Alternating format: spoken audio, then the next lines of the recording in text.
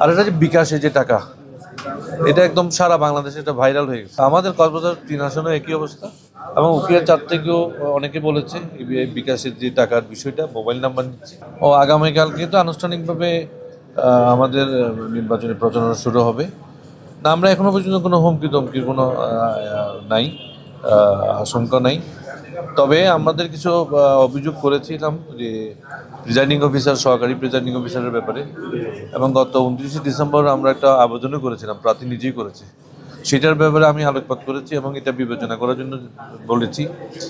আর হচ্ছে যে বিশেষ করে আপনারা সবাই ইতিমধ্যে বিভিন্ন ফেসবুকের মাধ্যমে, অনলাইনে পোর্টালে আমরা দেখেছি যে কিছু কিছু এনজিও বিভিন্ন বিভিন্ন প্রার্থীর পক্ষে তারা মানে বিভিন্ন অনুদান এবং কার্ড, এগুলি বিভিন্ন সামগ্রী এগুলি বিতরণ করছে। এটার ব্যাপারেও এখানে ডিসি সাহেবের রিটার্নিং অফিসারের কাছে অভিযোগ করেছে, অনেকে করেছে, আমরাও একইভাবে করেছি। আর এটা যে বিকাশে যে টাকা, এটা একদম সারা বাংলাদেশে এটা ভাইরাল হয়ে গেছে।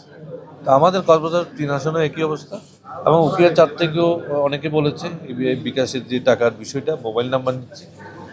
এগুলি আমরা মূলত বলেছি। আমরা আশা করি, আমাদের প্রার্থী আশা করে, এবং আমাদের দল আশা করে, এটা দীর্ঘ প্রতীক্ষিত এই নির্বাচন অনেক অনেক জল্পনা কল্পনার পরে, অনেক শঙ্কা, বিভিন্ন কিছুর পরেও আগামী 12 তারিখ ফেব্রুয়ারি যে নির্বাচন অনুষ্ঠিত হবে, এটাকে আমরা ধারণ করি এবং একটি সৌহার্দ্যপূর্ণ, সুন্দর, উৎসবমুখর পরিবেশে নির্বাচন হোক, সেটা চাই।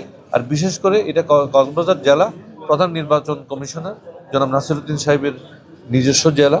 এখানে আমরা আশা করি একটি ভালো নির্বাচন হবে, এবং ভালো নির্বাচন হলে ধানের শীষ প্রতীক আমার লুৎফর রহমান কাজল শতভাগ জয়ের সম্ভাবনা আছে।